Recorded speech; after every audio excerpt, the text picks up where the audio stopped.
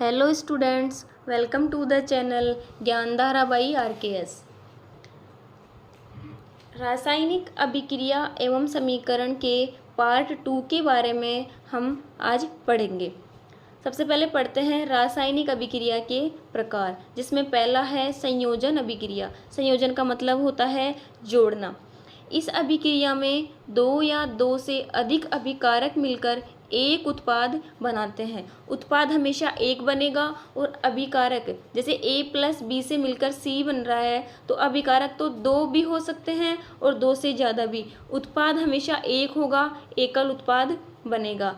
उदाहरण की बात करें तो कोयले का दहन, कार्बन और ऑक्सीजन मिलकर कार्बन डाइऑक्साइड का निर्माण कर रहे हैं, तो अभिकारक इसमें दो है, कार्बन और ऑक्सीजन। उत्पाद एक बन रहा है, कार्बन डाइऑक्साइड। अब दूसरा उदाहरण है जल का निर्माण। हाइड्रोजन और ऑक्सीजन मिलकर जल का निर्माण कर रहे हैं। इसमें भी दो अभिकारक मिलकर एक उत्पाद का निर्माण कर रहे हैं, तो वो अभिक्रिया जिसमें दो या दो से अधिक अभिकारक मिलकर एक उत्पाद का निर्माण करते हैं, संयोजन अभिक्रिया कहलाती है। अभिक्रिया दूसरी है वियोजन।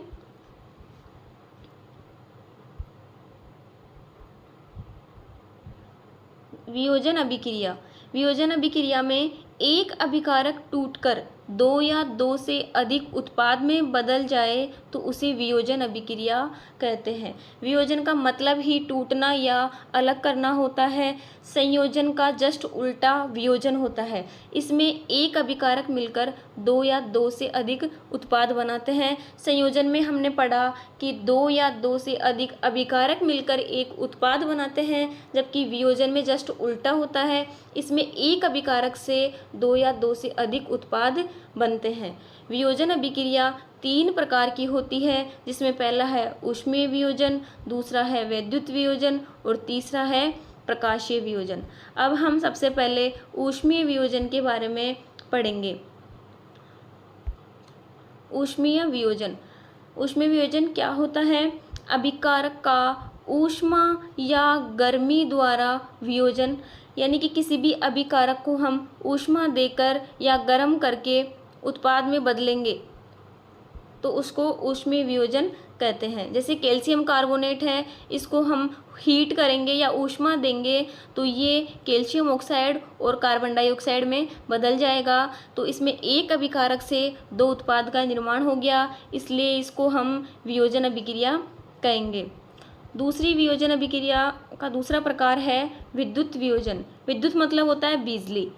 विद्युत धारा प्रवाहित करके वियोजन करना विद्युत वियोजन कहलाता है। जैसे कि यहाँ पे है जल को विद्युत धारा प्रवाहित करेंगे तो ये है, यहाँ पे ऑक्सीजन नहीं आएगी, ये 2H2 और O2 में चेंज हो जाएगा, तो इसको हम बोलेंगे विद्युत वियोजन। विद्युत की उपस्थिति में किसी अभिकारक का टूटकर दो या दो से अधिक उत्पाद बनाना विद्युत वियोजन कहलाता है। तीसरा है प्रकाशीय वियोजन। प्रकाशीय वियोजन किसे कहते हैं? सूर्य के प्रकाश की उपस्थिति में होने वाला वियोजन प्रकाशीय वियोजन कहलाता है। जैसे सिल्वर क्लोराइड है, इसके ऊपर हम सूर्य का प्रकाश डालेंगे तो ये सिल्वर में और क्लोराइड में चेंज हो जाएगा, तो सूर्य के प्रकाश की उपस्थिति में होने वाला वियोजन प्रकाशीय वियोजन कहलाएगा। इस अभिक्रिया का उपयोग ब्लैक एंड वाइट फोटोग्राफी में किया जाता है। ये कई बार पूछा गया है कि ब्लैक एंड वाइट फोटोग्राफी में किसका उपयोग किया जाता है। अब हम पढ़ेंगे अगली अभिक्रिया विस्थापन अभिक्रिया के बारे में। विस्थापन अभिक्रिया में अधिक क्रियाशील तत्व कम क्रियाशील तत्व को उसके यौगिक से विस्थापित कर देता है। विस्थापित मतलब अलग करना। जैसे कि एग्जाम्पल देखें, iron plus CuSO4 copper sulphate मिलकर बनाते हैं फेरस सल्फेट और कॉपर। इसमें क्या होता है, आयरन है ना, वो कॉपर से अधिक क्रियाशील होता है, इसलिए वह कॉपर को उसके तत्व से या उसके यौगिक से अलग करेगा और खुद उसके साथ जुड़कर फेरस सल्फेट बना लेगा और कॉपर सॉलिड के रूप में हमें प्राप्त हो जाएगा। सॉलिड मतलब ठोस के रूप में अलग से हमें मिल जाएगा। तो जो अधिक क्रियाशील होगा वो कम क्रियाशील को उसके यौगिक से अलग कर देगा। इसी को विस्थापन अभिक्रिया कहते हैं। इसके आगे अगली अभिक्रिया है द्विविस्थापन अभिक्रिया। द्विविस्थापन अभिक्रिया किसे कहते हैं? द्विविस्थापन अभिक्रिया में उत्पादों का निर्माण दो यौगिकों के बीच आयनों के आदान प्रदान से होता है। इसमें विस्थापन में तो केवल एक बार हो रहा था, इसमें दोनों यौगिकों के बीच आयनों का आदान प्रदान होगा। कैसे? जैसे कि ये देखिए, बेरियम क्लोराइड है, ये सोडियम सल्फेट है, इनसे मिल रहा है बेरियम सल्फेट और सोडियम क्लोराइड। अब इनको अगर हम अलग अलग देखें तो Ba+2 में कन्वर्ट है और ये SO4- होता है। इधर बात करें तो ये 2Cl- और 2Na+।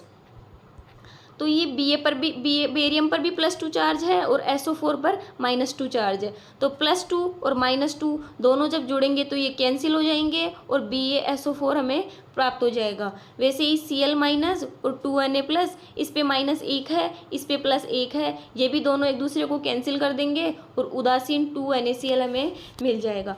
PPT मिलेगी BaSO4 की। PPT मतलब होता है प्रेसिपिटेट, जिसको हिंदी में बोलते हैं अवक्षेप।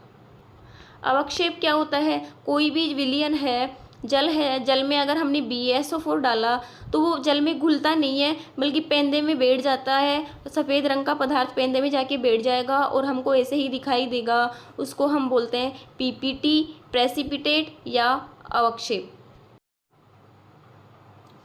अगली अभिक्रिया है उपचयन और अपचयन। ये दोनों शब्द सेम लग रहे हैं, लेकिन इन दोनों में अंतर है। एक है उपचयन, दूसरा है अपचयन, तो इसमें कंफ्यूज नहीं होवे। उपचयन किसे कहते हैं? पदार्थ में ऑक्सीजन की वृद्धि या हाइड्रोजन की कमी, मतलब ऑक्सीजन का जुड़ना या हाइड्रोजन का बाहर निकलना उपचयन कहलाता है। अपचयन इसका जस्ट उल्टा होता है। पदार्थ में हाइड्रोजन की वृद्धि या ऑक्सीजन की कमी, मतलब हाइड्रोजन जुड़ेगी और ऑक्सीजन बाहर निकलेगी, तो इसको हम अपचयन कहेंगे। इसको हम उदाहरण के द्वारा समझते हैं, जैसे कि कार्बन, इसके साथ जुड़ी ऑक्सीजन और ये बदल गया कार्बन डाइऑक्साइड में। तो हमने बात करी कि ऑक्सीजन का जुड़ना या ऑक्सीजन की वृद्धि होना उपचयन कहलाता है, जिसको हम ऑक्सीकरण भी कह सकते हैं। दूसरे एग्जाम्पल की बात करें तो कॉपर ऑक्साइड प्लस H2, ये मिलकर बनाते हैं कॉपर प्लस H2। अब इसमें हम देखें तो कॉपर ऑक्साइड कन्वर्ट किस में हो रहा है? कॉपर में। इससे ऑक्सीजन अलग हो गई और ये ऑक्सीजन हाइड्रोजन के साथ जुड़कर ये बना रहा है जल। तो ऑक्सीजन का जुड़ना, इसमें ऑक्सीजन जुड़ रही है तो ये हो जाएगा उपचयन, और इससे ऑक्सीजन हट रही है, यानी कि इससे ऑक्सीजन बाहर निकल गई तो ये कहलाएगा अपचयन। तो ऑक्सीजन का जुड़ना होगा उपचयन और ऑक्सीजन का निकलना होगा अपचयन। ऐसी कोई भी अभिक्रिया जिसमें उपचयन और अपचयन दोनों साथ साथ चलते हैं रेडॉक्स अभिक्रिया कहलाती है। जिसमें उपचयन और अपचयन एक ही अभिक्रिया में दोनों साथ साथ होते हैं, उसको रेडॉक्स अभिक्रिया बोलते हैं। अब हम आगे बात करते हैं दैनिक जीवन में उपचयन अभिक्रिया के प्रभाव के बारे में, जिसमें पहला है संक्षारण। जब कोई धातु आर्द्रता, पानी, वायु, अम्ल आदि के संपर्क में आती है तब धातु संक्षारित हो जाती है। संक्षारित मतलब होता है कमज़ोर, धातु कमज़ोर हो जाती है। जिसके एग्जाम्पल है लोहे पर जंग लगना। बरसात के दिनों में हम देखते हैं कि लोहा जब पानी और वायु के संपर्क में आता है, नमी के संपर्क में आता है, तो उस पर जंग लग जाती है और लोहा कमज़ोर हो जाता है। चांदी पर काली परत बनना, तांबे पर हरी परत बनना। घर में कुछ कभी हमने देखा हो तो घर में तांबे के बर्तन होते हैं, जब वो पानी के संपर्क में रहते हैं या आर्द्रता के संपर्क में रहते हैं तो उस पर हरी परत जम जाती है, तो इससे धातु कमज़ोर होती है। और इन सब से बचने के लिए हम धातुओं पर पेंट करते हैं, यानी कि पेंट करके धातु को संक्षारण से बचाया जा सकता है। इसके अलावा दूसरा प्रभाव है विकृत गंधिता। विकृत गंधिता क्या होती है? वसा युक्त तेलीय खाद्य सामग्री जब वायु के संपर्क में आकर उपचयित उपचयित मतलब ऑक्सीकृत, वायु मतलब ऑक्सीजन, ऑक्सीजन के संपर्क में आएगी और उपचयित हो जाएगी तो उसके स्वाद व गंध में परिवर्तन हो जाता है। स्वाद चेंज हो जाएगा और उसकी गंध भी अलग आने लग जाएगी, उसी को हम विकृत गंधिता बोलते हैं।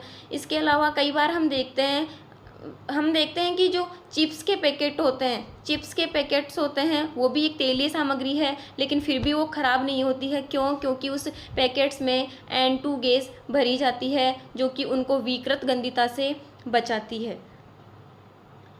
अब हम पढ़ेंगे आगे तापमान के आधार पर रासायनिक अभिक्रिया के प्रकार के बारे में। तापमान के आधार पर रासायनिक अभिक्रिया दो प्रकार की होती है, ऊष्माक्षेपी अभिक्रिया और ऊष्माशोषी अभिक्रिया। सबसे पहले बात करेंगे ऊष्माक्षेपी अभिक्रिया के बारे में। जिस अभिक्रिया में उत्पाद का निर्माण के साथ साथ ऊष्मा का उत्सर्जन होता है उसे ऊष्माक्षेपी अभिक्रिया कहते हैं। उत्पाद तो बनेगा ही, साथ साथ में एनर्जी भी अपन को मिलेगी। एनर्जी मतलब वही है ऊष्मा से। ये है जैसे कि एग्जाम्पल प्राकृतिक गैस का दहन, CH4, इसको मेथेन भी बोलते हैं। ये प्राकृतिक गैस होती है। जब इसको ऑक्सीजन के साथ दहन किया जाता है, दहन मतलब जलाना, जब इसको ऑक्सीजन के साथ जलाया जाता है तो कार्बन डाइऑक्साइड मिलता है, जल मिलता है और साथ में हमें ऊष्मा भी प्राप्त होती है। तो उत्पाद के साथ साथ जब हमें ऊष्मा भी मिलती है तो उसे हम ऊष्माक्षेपी अभिक्रिया कहते हैं। अब हम पढ़ते हैं ऊष्माशोषी अभिक्रिया। ये जस्ट ऊष्माक्षेपी अभिक्रिया की उल्टी होती है, इसके जस्ट रिवर्स होती है। ऊष्माक्षेपी हमने पढ़ ली, अब ऊष्माशोषी अभिक्रिया किसे कहते हैं ये हम पढ़ेंगे। तो जिस अभिक्रिया में अभिकारक को तोड़ने के लिए ऊष्मा, प्रकाश या विद्युत ऊर्जा की आवश्यकता होती है उसे ऊष्माशोषी अभिक्रिया कहते हैं। इसमें हमें ऊष्मा देनी पड़ती है। ऊष्माक्षेपी अभिक्रिया में तो ऊष्मा हमें मिल रही थी, जबकि ऊष्माशोषी अभिक्रिया में हमको इसको ऊष्मा पहले ही अभिकारक को देनी पड़ेगी जब वो प्रोडक्ट या उत्पाद का निर्माण करेगा। इसके एग्जाम्पल वही है जो हमने वियोजन के तीनों अभिक्रियाओं में पढ़े थे, वही इसके एग्जाम्पल हो जाएंगे। H2O7 H2+O2, तो इसको हम ऊष्मा देंगे तभी ये प्रोडक्ट का निर्माण करेगा। तो ऊष्माशोषी अभिक्रिया में ऊष्मा देनी पड़ती है, जबकि ऊष्माक्षेपी अभिक्रिया में हमें ऊष्मा प्राप्त होती है। तो इस प्रकार आपका फर्स्ट चैप्टर रासायनिक अभिक्रिया एवं समीकरण आज कंप्लीट हो चुका है। अगले वीडियो में हम इसी चैप्टर से संबंधित कुछ महत्वपूर्ण क्वेश्चन आंसर्स को सॉल्व करेंगे। तो अगर आपको ये वीडियो अच्छा लगा हो तो चैनल को लाइक, शेयर और सब्सक्राइब कीजिए। Thank you.